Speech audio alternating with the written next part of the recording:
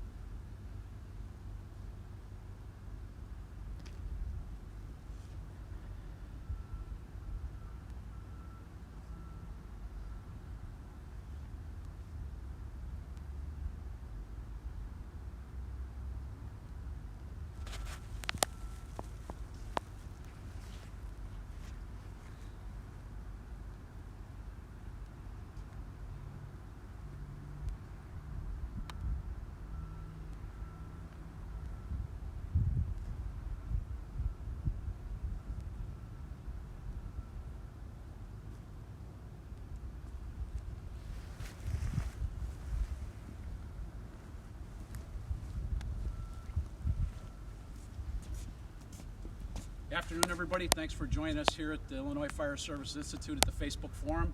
Today I'm joined by Chief Tim Meister from the Charleston Fire Department, and we're going to be talking about ladder operations and considerations. We're going to be talking about three perspectives today: the chief officer considerations, company officer considerations, and firefighter considerations as you go to work with ground ladders on the fire ground. If you go to our portal page, you can pull up the handout for today's training, and you can follow along with us. And as always, this will be on YouTube later on this afternoon, so you can use it in your Monday night training or your daily drills. You can respond to our page as well and post comments or questions. I'll be answering those questions for you, and we'll get them worked into the program. Also, there's some updated information on the COVID response there, and our 5 previous programs on the COVID response for fire service are still on our YouTube page. So thanks for joining us today. We look forward to answering your questions, and I'm going to turn it over to Chief Meister now. Tim? Hello, like Tim said, my name is Tim Meister. I'm the Assistant Fire Chief in Charleston, Illinois. Also the East Central Regional Rep for the Illinois Fire Service Institute. So a little bit of my background also. I was a firefighter and engineer with the Edgecott Fire Department, which is a volunteer fire department on the east side of Urbana. Behind me is Jim and Tom. They're going to take the lead role in this Facebook Live training for you. So they're going to talk mostly, and you'll hear me popping in every now and then. So we'll turn it over to Jim and Tom for your training today.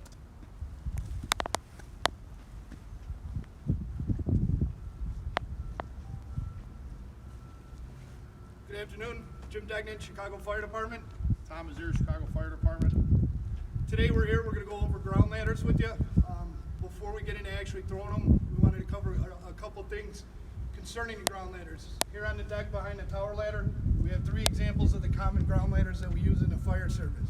Over here on the left, you have a roof ladder. In the middle, you got a 2-section extension ladder. And on the right, to the right of the 2-section, you have a 3-section ground ladder. We figured that these are the 3 most common ones we're going to be using in the fire service, so we wanted to cover these specifically, going through all the different steps to maintain them, how to choose the correct one, and how to put them into work on the fire scene. So before we get into throwing them, a couple things that we decided that we wanted to go over is basic inspection, maintenance, and going over them from time to time. Whether you're at a paid department or volunteer department, you have to choose one day of the week, according to your house schedule, whatever it may be, to take these ladders off the rig, get familiar with them, make sure that they're clean, they're maintained, the halyards are in good working condition, and you get familiar with them as much as you possibly can. The only reason that we shy away from ground ladders in the fire service is we seem to not get our hands on them enough to make us comfortable enough with them so that we can make the right decisions and use them properly on the fire scene.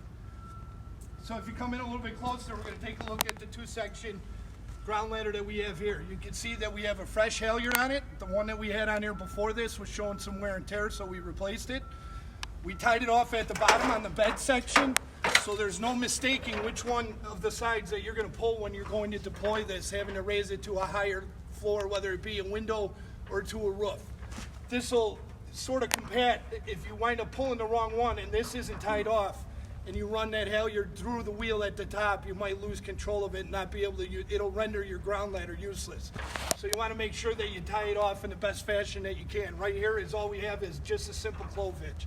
You can untie it and tie it as fast as you need to, depending on the situation. So when you take it out and you do your cleaning, just mild soap and water is all you need in a rough scrub.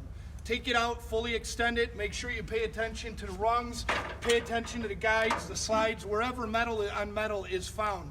You're going to want to make sure that that's thoroughly clean. Also, you want to come down to the dogs or paws, however you refer to them, that's fine, but make sure that they're in good working order. Make sure they're lubed up, make sure they're clean, so that when you're putting this into service, you don't have to worry about that on the scene. You've already taken that into account so that you know that your ladders are in proper working order. On the side here, you can clearly see that we have them marked. They came from the manufacturer with the small stickers here. We decided to put the stencil so that when you're going to the back of the rig or you're going to the side of the rig, you can easily find the one that you need. If you're assigned to a company that's carrying a multitude of ladders, you should already know where to get the proper ladder from. But if you're responding to an area that you may be using mutual aid or you're not familiar with their rigs, if everybody sort of sticks with this, you can easily find the one that you need. So having them properly marked is a good idea if you can. So once you know that everything is clean and everything is properly working, now you can get into the position of trying to make the right decisions on the fire ground, and that's what we're going to go into next. Real quick, one more thing, just the difference between a 2-section extension ladder and a 3-section extension ladder. All the same components on the 3-section as the 2 that Jim went over, except that our upper fly section on this one is going to have a wire rope cable as the halyard, not a soft rope. So something to, just to pay attention when you're maintaining this. You want to make sure that your connections are good, you have no frays in your wire rope. Something to keep in mind too is that when you're actually operating the ladder, how to troubleshoot it. A lot of times, because this wire rope has some stiffness to it, it's not supple like the rope halyard. This will have a tendency to want to push over your top pulley, so it'll get caught and you won't be able to lower that ladder. So just something to be familiar with when you're maintaining them. Make sure everything's lubed properly. Make sure all your working parts move. On your roof ladders over here, make sure you operate your hooks. Make sure everything is put to use. They stand them up in the air, raise them, lower them, make sure everything's operating as it should be. And remember, on a weekly basis, when you're going through the maintenance of these ladders, this is also a good time because you have them off the side of the rig, you have them off the rear of the rig. This might be a good time for a company drill. Get everybody together, go over the different types of raises, go over, you could sort of go over situational. You could throw some stuff at each other, go over how you're going to determine which one we're going to take, when we're going to use it, who's responsible for making those decisions on the fire ground. The chiefs are going to be looking at one thing, the company officer are going to be looking at another, and us as a fireman are going to have a specific task in mind or a specific mission that we have to accomplish. So to be able to carry that out and not disappoint the chief or the company officer, we could start here by making sure that we know what kind of ladders we carry, make sure that they're properly maintained, and know where to get them from when we need them. So once you have all that established, now it's going to make that a little bit easier on you when you're coming to your decision making as to what ladder do I need for the situation that I'm confronted with on the fire ground. Okay, so we're going to move over to the engine here. Not everybody has the ability to have a dedicated truck company like the one you see in front of us with that many ladders. A lot around the country, in the rural areas, all you might have is an engine, but they still do carry a complement of ground ladders. They may not be as many as a truck company, but you do still have a few ground ladders to accomplish rescue, vertical ventilation, whatever you may need on the fire ground. So when we look at the side of the rig, it's the same ladders that we're carrying on a truck, they're just loaded in a different way. There's a multitude of different manufacturers out there as to how these ladders are going to come off, but it's our job as firemen assigned to these companies to make sure that we know how they go on and how they come off in an emergency situation. So when you look at the side here, you can see on this rig, we have a 24-foot extension ladder. You can see easily that it marries with a 14-foot roof ladder. This is probably one of the more common setups that you're going to see around the country. In those areas that do not have a truck company, if you have buildings that are bigger than that 2-story that 24 might not be able to reach, it might be a better decision to have a 3-section 35. That's why we chose to bring the 3-section 35 out here, so that we're trying to cover everything that somebody might come across. Along with maintaining your ladders, this is also the time you want to maintain the pieces of equipment on your rig that hold the ladders in place. On the engine, you want to make sure you maintain your keepers right here so that they don't get stuck up and hung up when you need it and you can't get the ladder off for some reason. All right, and just make sure everybody knows how to operate them and make sure that everybody can. This is a little bit higher on this particular rig. Every apparatus is different. Make sure that there's some kind of plan in place for somebody that might be a little shorter that needs to be able to get up here and help somebody or even get this ladder by themselves. Whether it's something they keep on the side of the rig or whatever it might be, it shouldn't be something that's figured out spur of the moment on the emergency scene. Absolutely. So all across the country, manpower is different, whether it's a full-time department, a part-time department, or a volunteer department. No matter how many people you have assigned to that rig, the mission doesn't change. If there needs to be a rescue from a window, whether you have 4 people doing it or you have 1 person doing it, all of this stuff is manageable. And the reason it's manageable because we come up with ways to be able to accomplish that task no matter how many people are assigned to that rig. We're going to be going over that a little bit more in depth once we get to actually physically throwing these ladders. But I just want you guys to be confident in yourselves that any one of these ladders can be easily thrown by 1 or 2 people. You don't necessarily have to have 4 to 5 people assigned to that rig to be able to deploy these ladders. No matter how many people you have, the ladder still has to go up and it's got to get to a window regardless. That done? Yeah, I agree, Jim. Basically, I would say that anything other than a banger ladder really could be a 2-person race. So we all learn how to do things a certain way in the academy or during drills at night, but we should also practice, to get certified, we should also practice real fireground operations. And then, especially in the rural areas where there's limited manpower, that's the reason right there why you have to be able to do these things with maybe just 2 people. So that's stuff you can practice week in and week out at the firehouse on your own. Absolutely. So now that we've covered all that, we're going to start going through the actual decision making of what size ladder, what type of ladder do I need to accomplish the task that I'm given. So from the firefighter's point of view, we can always rely on our company officer to sort of try and help us make those decisions, but we need to have some foundation building blocks when we're examining a building when we pull up on a fire. If we should pull up to this fire, we can easily tell the layouts from it. We have to take into account the dimensions of it, okay? So from this side, we can easily tell that it's a 2-story, okay, about 50 by 50, somewhere around there. We don't need to worry about the footprint so much with ground ladders as we are about the height. So if said window that we're looking at, there's somebody hanging out that window, we have to come up with the plan. How are we going to choose the correct ground ladder to be able to effect a good rescue? Okay, so when you're looking at residential, you want to consider anywhere from 8 to 10 to 12 foot between those floors. So that's from the bottom, the ground, to where that first floor stops and that second floor begins. So if we're looking at the top of the second floor, okay, we could assume that we're about 20 foot, okay? Now when we're looking at the bottom of that window, it's just above our first floor. It's about 36 inches above our first floor, okay? So it's not that true 20 feet. So we're more around that 12 to 14 foot. So just knowing that, knowing your building construction when it comes to residential versus commercial will give you a lot of information that'll help you choose the correct ladder. Okay, so if we're looked at, like over here to the right, you see a single family dwelling. Okay, any one of our ladders that starts with a 1, whether it's a 14, a 16, a 20, will get us to the roof if we need to go up there. So that's a good rule of thumb. Okay, when we come back to our 2-story, if we need to get to that second floor, if we start thinking about anything with a 2 in it, we're probably going to be okay. All right, so we sort of call it the keep it simple, stupid method, the KISS method. If we need to get to the second floor, anything that starts with a 2. Third floor, anything that starts with a 3. Fourth floor, anything that starts with a 4, and so on. So if we keep that in the back of our head as we're trying to accomplish these tasks, that's going to lead us down the right direction to be able to pick the right ladder. Also in that, to piggyback on what Jim is saying, any roof we're trying to get to, just consider whatever the height is of that building. If it's a 2-story building, we want to go to the roof. That's our 3rd floor, so we need a ladder with a 3 in the beginning of it, so on and so forth. 1-story building, the roof is going to be our 2nd story or our 2nd floor, so we want to have a ladder with a 2. Same thing Jim was saying, but just add on there about the roof. So as these guys are going throughout this presentation here, if you guys have a question as you're viewing, please, in the comment section, put a question in there, and these guys will try to answer it as best as they can. So as we're going along, add a question.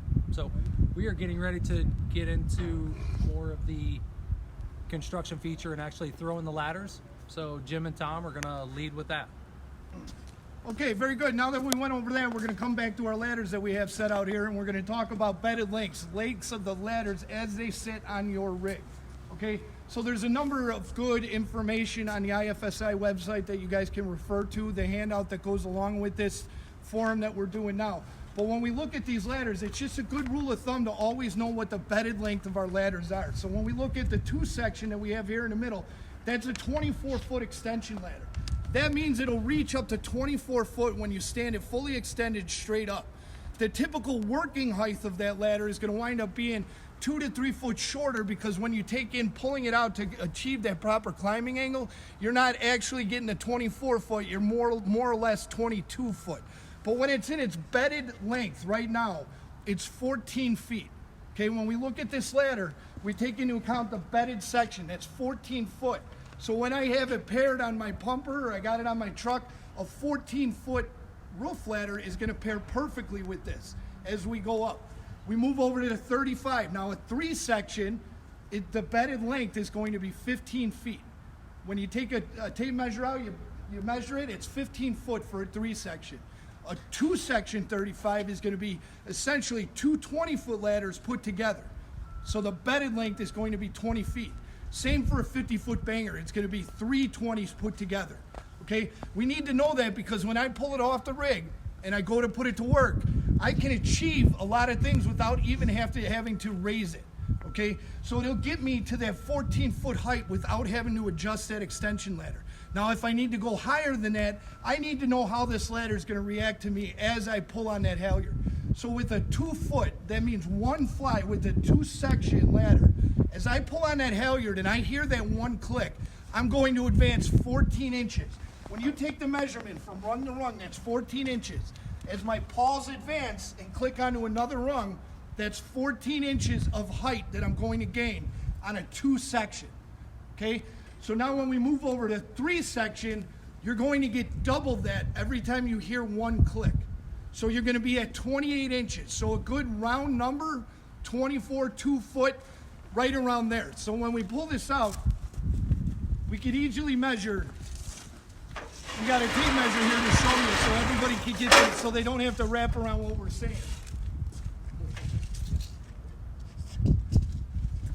So we're actually going to measure it out so that you guys can see. It's right at 16 feet, or 14 feet, I'm sorry. We're at 14 foot on its bedded. So now when we extend it, we're going to add 14 inches to that every time you hear a click. And you can easily see from rung to rung, from top to top, we have 14 inches. So every time we hear a click on this 2 section extension ladder, you're going to get 14 inches. Tom's going to pull it out. He's going to get the 1 click. Let me hold it there for you. All right, a little bit further. Perfect. So now, when we remeasure,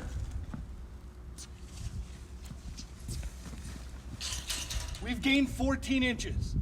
Okay, so the story holds true. When you go up 1 click, you get 14 inches. So now we're going to come back over to the 3 section and explain that.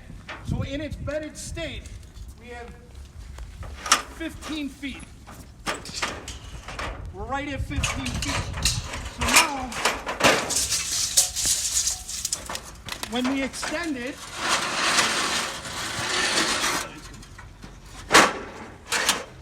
when we extend our ladder, we're going to go up 1 click. So there's 1 click, there's the 2nd click. So if our math holds true, we've now gained 28 inches on just that 1 click. So remember, 2 sections, you're going to go 14 inches. Every time you hear a click on a 3 section, you're going to get 28 inches. Tommy? Yeah, just to remember that on that 3-section extension ladder, those upper fly sections are moving in conjunction with each other, not one at a time. So that's why you're going to get that 28-inch difference versus the 14 on a single. Absolutely.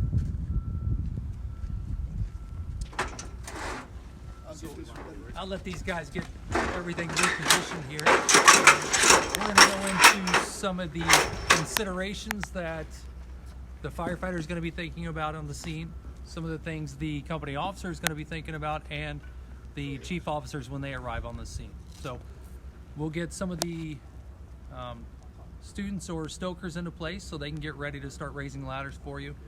I'll give Jim and Tom a second to catch their breath. Then we'll get back into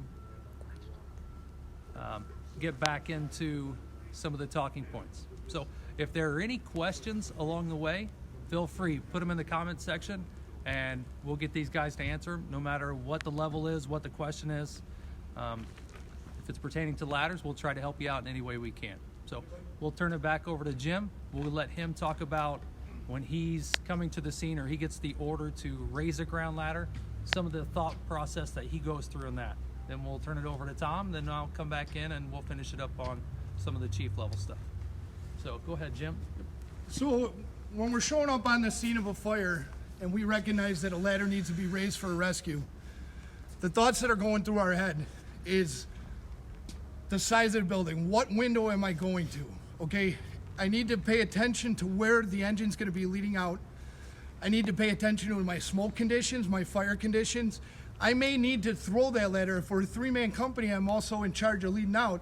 I may want to preemptively throw that ladder for a second means of egress if I'm going to be operating on a second floor, so that I have a second means of egress. I know that ladder's there. So when I'm approaching a building and I decide which window I want to throw out, I also want to take into account any kind of obstructions in front of that window, any windows below or doors below that window, and I also want to look at overhead obstructions, because that's going to determine whether I'm going to do a perpendicular raise or I'm going to do a parallel raise, okay? Also, that's going to take into account, can I do a flat raise? Can I do a beam raise? All those things are going to be going through your head as you approach that building. More importantly, though, because we already talked about it, we know already what ladder we're going to choose because we've determined how high we have to get, okay? So once we make that determination, we're going to go to the rig, we're going to choose the correct ladder. Once we get that ladder off, whether it's one guy or two, we're going to do whatever we have to get that ladder off the rig, and we're going to start approaching that building. So if 2 guys are going to be bringing it up, as they're walking, the guy that's on the heel is going to be calling the commands. He's going to make it, the communication well known to the other guy helping him, what he wants to do. Whether it's a perpendicular beam raise, perpendicular flat raise, or the parallel raise. So when I'm walking up, I'm looking at the window, I'm also looking at the ground where I want to put that heel. Once I drop that heel, it should be one nice fluid motion. I'm gonna heel it, and my partner's gonna grab the fly, and he's gonna start walking it up. Once we have it stood up, we're gonna raise it to the proper height, and then we're gonna set it in the building. Now, how to choose the proper height? We're gonna go over to Tom. We're gonna get a couple stokers to help us, and we're gonna go over how to choose the appropriate height with our ladder. So just to tag on to what Jimmy was saying as far as what goes through the head of a fireman going to raise a ladder at a building, as a company officer, what you really hope to expect out of the members of your company is that not to be micromanaged, okay? As you get off the rig and you're worried about sizing up the building, inside considerations, outside considerations, all these things as the officer, you want to be able to just tell the members of your company, hey, get me I want a ladder to whatever particular floor it might be, 2nd floor, 3rd floor, here, there, whatever it is on the building. And as members of the company, they should know, okay, I know what ladder to pick off the rig, what ladder to throw, how to throw it, where to throw it, all these things. As the officer, that should be the least of your concerns as you're going through sizing up the bigger picture. So now going back to what Jimmy was saying as far as Timmy, would you like to talk about the chief officer aspects of ladder in the building? Yeah, so I'll talk about it a little bit. So for the chief officers coming on the scene, we somewhat divided into 2 different stages. Whether we're going to a structure fire and the chief arrives first, some of his considerations are, okay, ladder placement, engine placement, where's everything going? Do I have victims hanging out of windows? How big is the fire? Where's the fire at? Where's the fire going? So we can somewhat set the table per se and put everything into motion where we want it to go. So if the chief officer arrives on the scene, he's a little later to the game, and the engine company and the ladder company is already on the scene and they've already started their operations, that's where I'm really not worried too much where they have placed their ladders already. I'm looking at the building as a whole. Okay, where do I have people working? Do I have members of my department on the roof? Do they have a second means of egress? How big is the building? Do I need multiple ground ladders to go to the roof? Do I have people on the second and third floor of the building putting out fire? I might need to have my RIT company throw ladders to somewhat be a proactive RIT just in case something does happen. So it just depends on how many people I have also. If you are on a somewhat a smaller department and you're showing up with 2, 3, 4 members when you first arrive on the scene, the jobs are still the same, but you've got to prioritize on what you're doing first. Do I save a victim first? Hopefully yes. Do I put out the fire? Is it going to make things better? So as a chief officer, you got to make those determinations and decisions on the fly. Okay, so these guys are getting ready here. They've got a game plan. I'll turn it over to them so you guys can see them throw some ground ladders and put some of the talking points to action here. So if you have any questions, like I said before, fill us in, put a comment in there. We will answer your questions as we go. Jim, Tom, you ready? So a question just came up on the through Chief Walsh. Somebody wanted us to talk about attic ladders, which is a good point. We didn't really bring that up. So an attic ladder, it's a folding collapsible ladder. In its state right here, we're gonna get about 10 foot. They come 8, 10, and 12. Typically companies are carrying 10 foot from what I've seen out there. Nice thing about this ladder is you can maneuver it through a building. It's called an attic ladder for a reason. Typically we use it to be able to access that cockloft area or attic area that are in our single family dwellings, sometimes even our taxpayer areas, where a full-size straight ladder or ground ladder, we can't maneuver up to that second floor. So a nice option is an attic ladder that we could bring with us through the interior building and access those void spaces so that we could search for fire. It can come with nice carrying handles. Once you get it to the place where you need it to be, slides open. Make sure that at the bottom, there's a little keeper here. You want to make sure that that's where it needs to be. And now I can put it up in the scuttle and it'll give our members, a fireman, whoever's got to go up there, access to that attic space. So good question. Thank you very much. Turn it over to Tommy.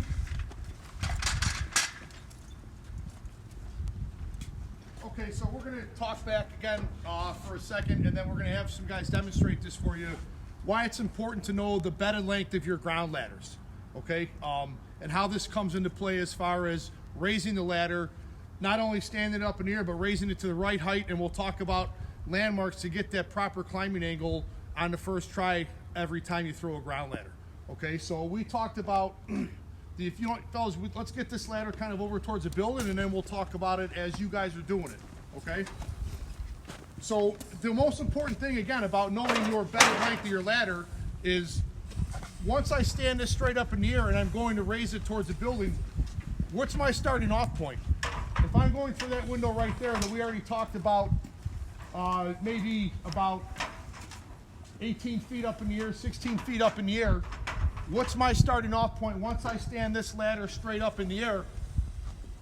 How high have I gotten already towards that target height of my windowsill? Okay? We know again from talking before and from putting a tape measure on there, the 24-foot 2-section extension ladder is 14 feet bedded. So now when I stand this ladder up in the air, you can see right over my shoulder, we're already 14 feet in the air. I only need to go however many more feet I need to that windowsill. This is where talking about every time I pull that halyard and hear those dogs click, how much more height did I gain? 14 inches, roughly a foot to just basically guess on it. Every time I pull on that halyard and I hear those dogs click and I can lock it off, I'm gaining about another foot. Okay, so without even having to look at the windowsill, just by counting clicks and just by sound, if for some reason weather or fire conditions prohibit me from being able to see clearly what's going on, I can just operate by sound, okay? All I need to do is pull, and as we raise the ladder, we're gonna hear, every time we hear that go up, we know we're gonna be about 12 inches higher than we were when we started. So starting at 14, click 15, click 16, click 17, or whatever it is we need to be, okay?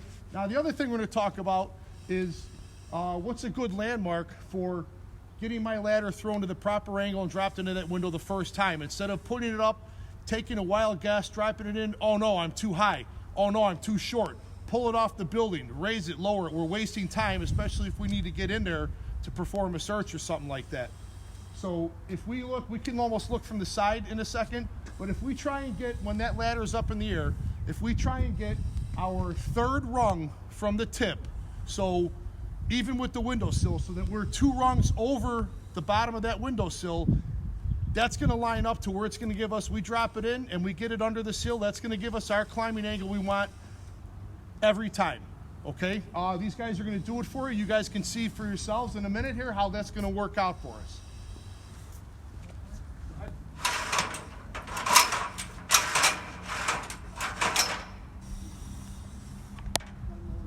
One thing to keep in mind while all this is going on, so that we remind you guys about safety, the two of them are working in conjunction together to get this ladder in place. As you saw while they were working, the guy closest to me on the outside of the ladder is looking up at what's going on. The guy on the halyard side actually raising the ladder is looking straight at his partner so that he doesn't have to constantly keep looking up, putting him in the way of anything coming out that window. So the whole time this is going on, they're talking to each other, and once they achieved where they wanted to be, like Tommy said, that's when they said stop, and they lowered it into the building. And as you can see with Tommy's guesstimates, the way that he looks at it, we wound up in a pretty good spot. So the reason we're going to the windowsill versus next to the window is for rescue, okay? There's a couple different things we do with ladders. We either go to the roof, we go to the window for rescue, or we might go to the side of it for some kind of ventilation if we're gonna open up that window. Right now, we're simulating going to the sill. We want the tip of that ladder, even with that sill, so if somebody has to come out that window, whether it be a civilian or a firefighter, they don't have to go up over the tip of that ladder to get on the ladder. It's nice and even with that sill, so they can make a seamless transition from the inside of the room over the windowsill and onto the ladder. Fellas, why don't we take and slide that ladder, slide the heel all the way in to the base of the building. That way everyone watching can see just where we line that up. And it's a little bit easier to see from where we were on the side.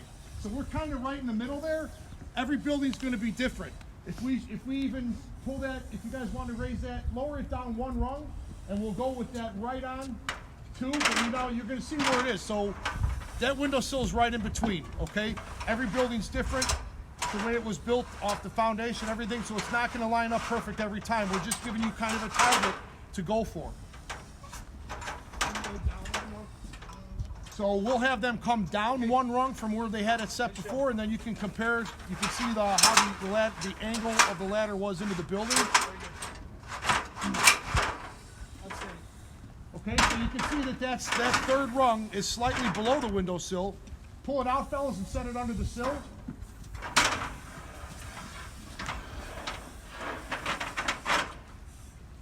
Okay, you can see the angle's a little bit different. Now, if I'm going to have to pick one or the other, as I'm going to climb this ladder, this is a little closer to maybe what a textbook angle is, but what do I know about if I'm removing a person, whether it's removing a civilian or a fireman in distress down the ladder? The steeper the angle, the more weight I have versus the more weight the ladder holds. I want the ladder to do as much work for me as possible. So the way we had that before, if we were just a little bit taller, 1 rung taller, so we split that windowsill how we originally threw it, and we had that ladder kicked out a little more. Now I know this angle as I'm on it.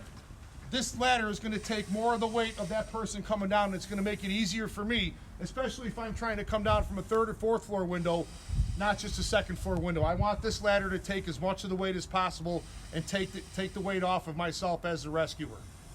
So now a question came up, and you can see the demonstration that just happened here when we're climbing this ladder, okay? Somebody asked about heeling a ladder. When it comes to heeling a ladder, if you're all by yourself while your partner's going up, at least 1 foot on You're aggressively heeling. You want the majority of your body on the outside of the ladder. So if something comes down the ladder, you're easily able to get away from it. If I'm in the middle of the ladder and something comes down, I'm going to take the brunt of it. Okay? So I want to be on one side, hand here, and I want to be aggressively heeling it. I'm holding it to make sure that it doesn't go anywhere. Standing here, looking at what's going on, we all want to do it because that's where all the action's happening. I'm not doing a real good job because I'm not putting my whole body weight into it. So if you're healing and you have one of your fellow firefighters on that ladder or a civilian coming down, both hands into the ladder holding it. If I have a partner, he's going to do the same thing next to me, but opposite, going the other way. So if I'm him on this side, I'm going to hold here and look away. That way we can look up, we can see what's going on. We have good communication between the two of us. One thing we don't want to do as healing a ladder is come underneath like this. We see a lot of people do this on the fire ground. This isn't a safe way to heal the ladder. If that, for some reason, you're on a slick surface, not buried into grass or dirt or anything, and that starts to slip out on you, that heel, you're not going to hold it. You're not going to be able to hold it into the building, and now you're standing right underneath where that ladder is going to come, right on top of you. Or if anything is dropped from anybody carrying any tools or whatever up above your head, you're right underneath that. This is not the place you want to be. So just to show you on that one, we want to do what Jim just showed you. We always want to have that aggressive heel out front. I have more control. I can put my weight into it. I can push this back into the building versus I'm out here on the wrong side of it trying to pull and hold it into the building. It won't work. So, Okay, so now we're going to get into the actual physicality of doing these ladder raises. So while I'm talking about it, my two stokers back here are going to bring this ladder down. So there's typically 3 ladder raises that we use in the fire service. It's either going to be a beam raise, a flat raise, or an obstructed raise. Today we're going to concentrate on the two most important, we feel, raises that we use in the fire service, which is the flat raise and the beam raise. So when they get the ladder into position, we're just going to go over step by step as to how the firemen are going to be carrying this out as they approach the building. So you can see as we're bringing it down, the heel man is holding the ladder in place while the guy at the tip of the ladder is keeping his hands on the beam the whole time, bringing it down, working together. So as they reset, go ahead and reset to the back of the rig, guys. hey, And then Jim, we're I gonna... got a question for you. Absolutely, sir. If you had your preference, what's the way you would always prefer to raise that ground ladder? Flat raise or beam raise? I prefer the beam raise because it's a little bit quicker. It eliminates a couple steps, and we could always keep our eyes on the building instead of turning away from the building to properly heal the ladder while it's going up. With the beam raise, I have 1 foot on the ladder. I'm holding the beam as he's coming up, and I can keep an eye on the building. When it's a flat raise, in order to properly heal the ladder while they're going up, I have to turn my back to the building, which I don't want to do because that's where all the bad stuff is coming from. Thank you. So as we look here, we're going to demonstrate. These 2 gentlemen are going to pick the ladder up, and we're going to do a perpendicular beam raise to that bottom of the window. So as they're approaching the building, they're looking at their target. The guy on the heel is determining where he's going to put the heel of that ladder and when it's going to go up. Now, with very little communication, he plants the heel, the fireman at the tip transitions, and he starts raising the ladder. They turn the bed section towards the building. They heel the ladder, both of them working together, keeping their fingers free out of the pitch points, and they raise it to the proper height that they feel is necessary to be able to effect the rescue out of that window. Once they're in position, the 2 of them are going to work together to position the tip of that ladder at the sill. Now, once they're in the sill, they got a nice, easy angle to bring anybody out that they need to. They're going to tie off the ladder, and now they can go to work. Let's not forget, too, that when we're throwing these ladders, we're throwing them either on training towers, if we're drilling usually, or houses that are being torn down, or fire buildings. Nothing we have to worry about being gentle about. We're not going to destroy or damage anything, and we're certainly not going to damage these ladders. They're built solid to be able to be thrown around, tossed around, banged around on the fire ground. So as we're putting these ladders up, set them into the building. Don't try and ease it down into the building. You're not worrying about damaging the siding or anything like that. We want to slam these ladders up if we have to. That way we're not worried about if we start to lose our control on it, oh no, it's going to drop to the ground because I've never done it before. We want to just be able to then slam that ladder into the building and keep it stable and keep our grasp on it, keep from losing control of it. Okay, so now we're gonna move, we're gonna let these guys reset, and we're gonna get into a flat raise, okay? We may not always have the ability to do the beam raise, especially if you're by yourself. You're gonna have to sort of default back to a flat raise because manpower may be an issue. But we want you guys to be able to see how it's properly done both ways, regardless of manpower. So once they put this back into position, we're gonna go ahead and we're gonna do a perpendicular flat raise, and you're gonna see the different positions that they have to take in order to get this ladder up. Back to what I was talking about, being turning your back to that building as to what's going on. Both of them are good. One just might be applicable in more situations than the other. It's going to be up to the determination of the fireman carrying out the mission. So go ahead, guys, if we could do a perpendicular flat raise.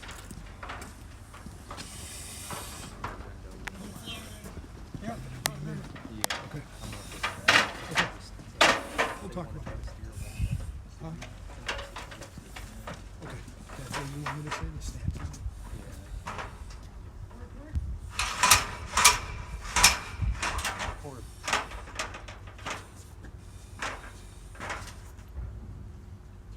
Very good, outstanding. And they're gonna pick it up, they're gonna slide it away from the window, because even just that little bit up above that windowsill may make it sort of a problem for anybody trying to transition out of that window. But you can see time is not of a factor there. You're both going up about the same rate, but the only bad thing is that you're turning your back towards that building. Now, a question was brought up just from you guys, which is a great question, using the beam of that ladder to vent that window. Worst case scenario kind of thing. If you have to go up there and vent that window, the IFSTA book, all the stuff that we read in the academy, we're going to position that ladder at the top of the window on the windward side, so that we want all that stuff going away from us. Then we'll ascend the ladder, we'll clear that window out, and then reposition the ladder as necessary to make entrance through there. Now, worst case scenario, maybe a vent enter search scenario, you want, time is of the essence, so you certainly could raise that ladder to the height of the top of the window and then very forcefully bring the beam of that ladder into the window onto the sash, and that will eliminate some of the window coverings, and you'll just have to drop the ladder back to even with the windowsill, go up there with your hand tools and clear the rest of that window out. We don't advocate doing it all the time, but definitely if the situation calls for it and time is of the essence in such like a vent enter search situation, that is one of your options that you can consider for hastily clearing that window out. So Chief. Jim, just to piggyback on what Jim said, okay, we can use that in worst case scenario. The one thing that we do want to make sure anytime we vent any structure, the coordination between the engine company that's on the inside of the building, who's putting out the fire, and the truck company or another company that is venting the building. We want to make sure and be very clear that that coordination between the engine and who's ever venting the window is very clear. Each person needs to know what the other person is doing at all times, just to make everything safe. Because what we do on the outside of the building is going to change the smoke conditions, fire conditions on the inside of the building, just by us breaking that window. So, Jim? All right, so the last thing that we wanted to show you guys while they're getting this ladder back into position is going to be a one-man, what we consider an engineer raise, okay? It's not so much an engineer raise as it is more importantly a one-man raise. And this is gonna be utilized throughout the country, especially when manpower is a big issue. If you're only showing up to the fire scene with 3 people on an engine, okay, one's gonna be in charge of getting your water supply and sending the water. Somebody's gonna have to lead out, and if somebody does have to effect a rescue, we're gonna need to do a one-man raise. So one of the stokers here, once they get repositioned, is gonna show you how to do a one-man raise. And other than the 40 or 50-foot banger, you can pretty much accomplish this with any one of the ladders that we carry in the fire service. It's gonna require a little extra strength, a lot more willpower to get it up there, but if you practice good sound technique, you'll be able to get it up against the building regardless of how many men you have on that ladder. So go ahead, one of you guys, if you wouldn't mind. He's gonna bring it in, so he's gonna take it off. He's gonna bring it in all by himself. He's gonna take it off the rig, and he's gonna bring it over to the building. We're gonna concentrate on the extension ladder versus the roof ladder. Okay, once he brings the extension ladder in, he's gonna put it in a position to where it sort of mimics a flat raise. That's exactly what it's gonna do, is mimic the flat raise. So he's gonna put the heel up against the building, which is gonna act as his heel. He's gonna come back to the tip, and while he's pushing his hands up that beam, he's gonna put pressure into the bottom of that ladder, keeping it heeled against the building. Once he's straight up and flat against that building, he's gonna turn it so that the bed section is exposed to him. Now that gives him access to the halyard. Once he has access to the halyard, he can put his knee and his hip into the ladder, pinning it against the building, and then raise it to the appropriate height. So from here, he's going to go up 3 clicks. Once he's set in, he's going to roll it back to where it needs to be so that the fly section is out, and then go ahead and pull it away from the building. Now he's in the right position to be able to go up to that window, that roof, or whatever his mission is from here. Before he climbs, he's going to have to tie his halyard off. Now, you only got one guy. Who's going to heel your ladder? Hopefully an engineer is available. Maybe EMS standing by can help you. Even bystanders. If you have to, worst case scenario, ask one of them to come over and heel your ladder for you so that you can climb safely. If you're out in the front lawn and you have grass, jump on that bottom rung a couple times and bury it into the dirt so that it's healed safely for you. Like here, you can see there's a crack in the sidewalk there. That might be a perfect spot to drop those heel spurs so that it's healed for you. You just want to exercise caution when you're going up and down these ladders all by yourself. All right, so we had a couple last things we wanted to talk about that we had some questions come up, and so far everything we've done has been about raising ground ladders to windows for whether ventilating or rescue or whatever, but accessing windows. So we're going to talk about a couple things as far as roof operations go with ground ladders, and then we'll end it off of that, okay? We had somebody ask a question about a stripping ladder, and what is a stripping ladder? Stripping ladder is kind of not so common of a thing anymore. It's been around from a long time ago where aerial ladders on the tip, on the main somewhere, usually on the last fly section, had what was called a stripping ladder. And we'll come over here and use this roof ladder just to kind of give you something to look at as I explain the differences. But as you see this roof ladder laid on the ground, the stripping ladder, what it actually would be is a 10-foot solid wood ladder, only about a foot wide, not quite as wide as this, a foot wide, that had on the top end of it, on the tip end, here we have, if you can imagine that these folding hooks for the roof ladder are fixed steel hooks that are bolted onto the bottom of the beams of that, the wooden beams of that stripping ladder, okay? And then on the other end, on the heel end, we would have, you can't see it on this, it's not here, but imagine across the heel end here, connecting one beam to the other would be a solid steel plate that's bolted right across here, okay? The purpose of that stripping ladder would be for stripping roof boards. If you're operating on a flat constructed roof, once you cut your holes in the roof, instead of using a pike pole, one person, to try and loose those boards and defeat all those nails through that dimensional lumber that was used to construct these older buildings, 2 firemen on the roof can partner up. Each person take one side of the ladder, and then what you would do is grab onto the rungs. You would take those fixed hooks, you would drop them down into your hole, and then you would use the hooks to start pulling the roof boards up. And now you have the strength of 2 members pulling up on that roof with those solid steel hooks versus one person pulling on a pole. Through wet gloves, sliding on the length of the pole maybe, from operating up on the roof. Once you got the boards off and you had your hole opened up, you would flip the ladder around and you would use that butt plate, that steel butt plate across the bottoms of the beams. And instead of using a pike pole that wide around to try and knock all your ceiling in, now you would have the butt of that ladder a foot across to start knocking all your ceiling in underneath. And you could accomplish a lot more in a lot less time with a lot less energy.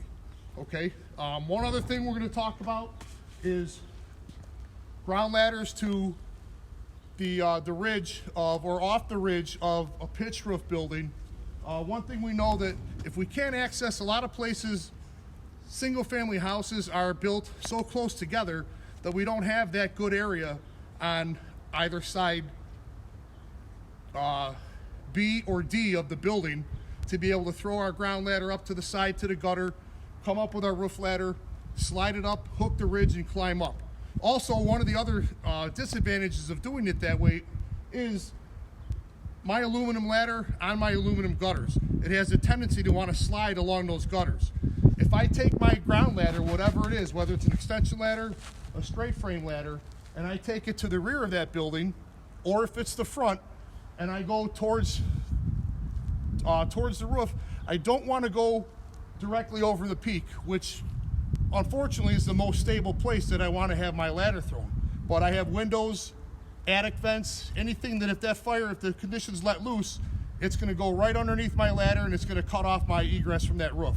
So we can take this ladder, if we move it off the ridge, and we'll walk it over there in just a second, do it, and show you how to get a nice stable throw on the roof.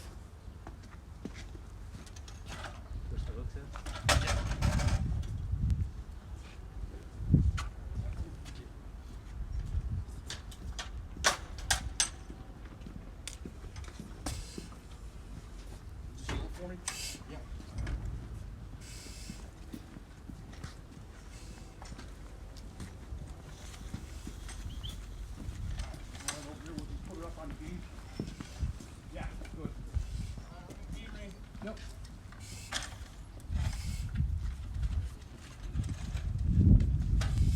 All right, let's go. We got it here.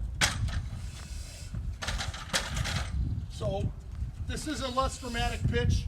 It's a little easier to see how much it might be affected if you had a steeper roof pitch, okay? But as we look up here, if the ladder is thrown perpendicular to the building and we're not on the peak, it's not stable on the roof.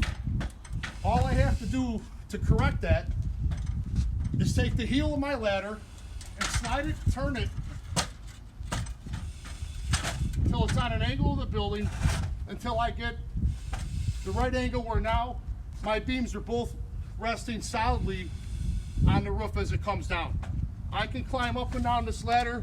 It's not going to rock on me.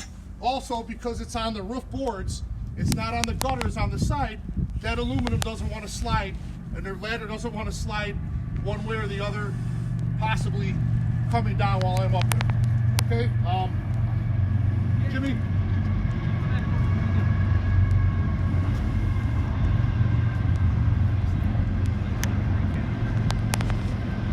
So we want to thank you guys from the bottom of our hearts for joining us here today. Just a quick recap, okay? One thing to remember is that this all starts with the training night or 0800 roll call. When you come in during the day, you got to set yourself up for success. With the help of your chief officer, your company officer, check the ladders, get them out, clean them, inspect them, drill with them, get your hands on them. The only way you're going to get better at doing it is by doing it through repetition. You have to get reps on it. You have to work with these ladders, make sure they're in tip-top shape, make sure you know the lengths. Constantly be pre-planning as you go around those neighborhoods on your automatic alarms, your fire runs, your EMS runs. Look at the construction that you're going to be going to, so you sort of got a game plan in your head. If I'm called to such a location, what am I looking for? What am I trying to do? What do I have to take into account? How are these houses set up? So then one day, should that day ever come that you are reporting for a fire there, you have a good idea of what you're going to be encountered with and how to carry out your job as a fireman on that company, throwing a ladder for a rescue or maybe going to the roof for ventilation. Keep this stuff in the back of your head. If you guys have any questions, feel free to contact us. There's a lot of great programs that IFSI has here. Truck company operations, we go over a lot of ground ladders. Right under fire, we do a lot of firefighter rescues with ground ladders. Engine company operations, we even do a little bit with ladders there, deploying ground ladders using hose lines. There's a bunch of information that these instructors have and a lot of opportunities for you to be able to get involved and get your hands on the ladders when we do get a chance. I want to thank you again for joining us, and I'm going to turn it over to the chief. Hey everybody, thanks for joining us on the Facebook forum live again today here at the University of Illinois Fire Service Institute. Please refer to our portal page at fsi.illinois.edu to make sure that you can follow along and use this information in additional training. And on Saturday, join Rich Stack and I as we're in the Zoom classroom to talk about fire behavior and smoke. It's a free class. Rich and I will be in there for 2 hours, Saturday morning at 10 o'clock. Information on that class is coming up. And then next week, we'll be joined by Lieutenant Jeff Kraft, who'll be talking about tick camera work in a fire building. So we look forward to seeing you again, and thanks for joining us.